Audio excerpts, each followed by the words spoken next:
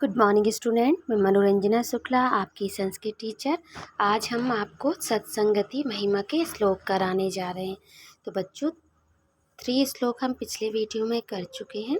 आज हम 4 श्लोक से स्टार्ट कर रहे हैं। तो देखिए, साधु अभ्यस्ते निर्वर्तन्ते पुत्रः मित्राणि बांधवा ये च तैषा गन्तारस्तम्भमार्तिपुतं कुलम्।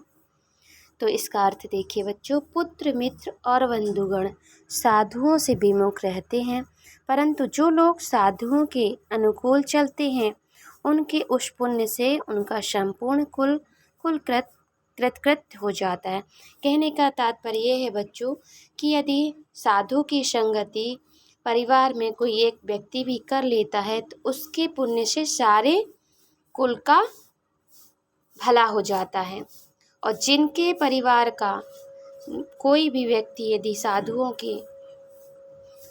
से विमुख रहता है तो उसका कुछ नहीं हो सकता। ठीक है, एक बार फिर से सुन लीजिए बच्चों। पुत्र मित्र और बंधु जो साधुओं से विमुख रहते हैं, लेकिन जो साधुओं के अनुकूल चलते हैं तो उनके पुण्य से उनका संपूर्ण कुल कृत हो जाता है। कहने का तात्पर्य है बच्चों कि एक व्यक्ति के भी यदि साधु समागम किया तो उसके कारण उसके पूरे कुल का भला हो जाता है। अब 5वां देखिए, दर्शन ध्यान स्पर्श मत्स्य कुर्मी च पक्षिणी शिशुं पाल्यते नित्यम यथा तथा सज्जन संगति। यानी बच्चों, दर्शन ध्यान और स्पर्श, यानी जैसे मछली दर्शन से और कछुई ध्यान से और चिड़िया स्पर्श से, पक्षी कोई भी स्पर्श से अपने अपने बच्चों को सदा पालन करती हैं, ऐसे ही श्रेष्ठ पुरुष की संगति मनुष्यों का पालन पोषण करती है। ठीक है बच्चों, एक बार फिर से सुन लीजिए। जिस प्रकार मछली दर्शन से, सिर्फ देखने से, और कछुआ ध्यान से और पक्षी स्पर्श से अपने बच्चों को पालन पोषण करती है, ऐसे ही यदि श्रेष्ठ पुरुषों की संगति मनुष्यों ने की तो उसका पालन पोषण भी वही करती हैं। ठीक है, अब देखिए, संसारतापग्धानम त्रयो विश्राम हेतवः आपत्यम च कलत्रम च सताम संगतिरेव च। यानी संसार के त्रिविध तापों से तप, यानी जो तापों से तप रहा, जल रहा है मनुष्य के लिए, जो तापों से जल रहा है उस मनुष्य के लिए शांति प्राप्ति के 3 ही साधन बताए गए हैं।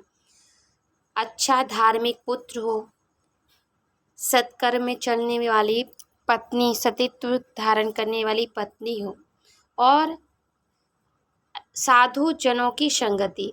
ये 3 ही इसका उपाय बताए गए हैं। कौन?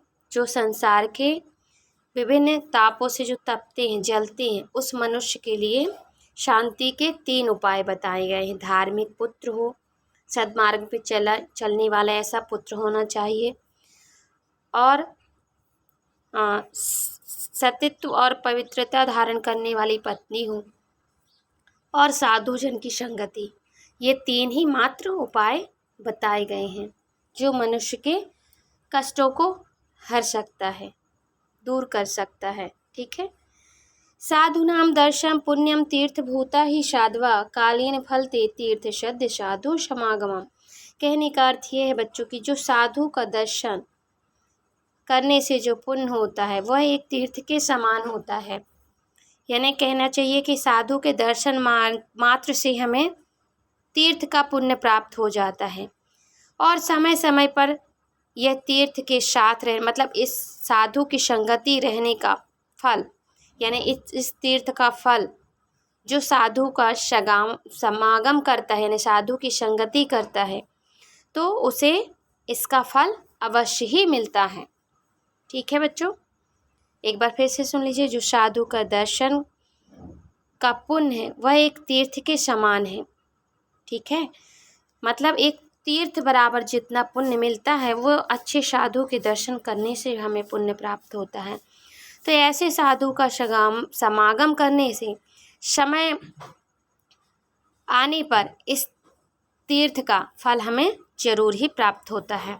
अब देखिए दूसरा 8वें नंबर का, संसार विष वृक्षस्य द्वैफली अमृतो में शुभास्तम सुस्वादु संगति सुजनीजन। यानी बच्चों कहते हैं कि संसार रूपी वृक्ष में, यह संसार एक वृक्ष के समान है। इस वृक्ष में 2 फल लगते हैं, एक अमृत और एक विष। अमृत यानी मधुर वचन और विष यानी गलत वचन। तो बच्चों अब आपको ही चुनाव करना है कि आपको कैसा वृक्ष बनना है, अमृत वाला या विष वाला। ठीक है, तो कहने का अर्थ ये है कि संसार में एक वृक्ष बताए गए, इसमें 2 फल लगते हैं, अमृत और विष। अमृत यानी अच्छे वचन, अच्छे सद्मार्ग पर चलना, अच्छा वचन बोलना, ठीक है, अच्छी लोगों की संगति करना। और दूसरा विष यानी कुशब्द बोलना, गलत शब्द बोलना, गलत लोगों की संगति करना, गलत लोगों का साथ करना। तो ये 2 प्रकार के फल बताए गए हैं। फिर लास्ट देखिए, कुसंगति परित्याज्य कुरु सत्संगति सदा ज्ञानम मानम धर्मम बुद्धिम सत्संग किम न इच्छति। यानी बच्चों गलत संगति का त्याग कर दें, सदा अच्छी संगति का साथ करें, इससे ज्ञान मान धन बुद्धि, सत्संग से बच्चों क्या क्या नहीं मिल सकता है। ठीक है, एक बार फिर से सुन लीजिए, गलत संगति का त्याग कर दें, अच्छी संगति को अपनाएं, जिससे ज्ञान मान धन बुद्धि, सत्संग से बच्चों क्या क्या प्राप्त नहीं, अर्थात ये सब हमें सत्संग अच्छी संगति से प्राप्त हो सकता है। ठीक है, क्या क्या, ज्ञान मान धन बुद्धि। ठीक है, तो बच्चों ये श्लोक आप लिखकर मुझे सेंड करेंगे। आपके लिए ये होमवर्क है, आप मुझे पूरे 9 श्लोक के अर्थ लिखकर, जैसे मैंने बताया है, आप लिखकर मुझे सेंड करेंगे। धन्यवाद।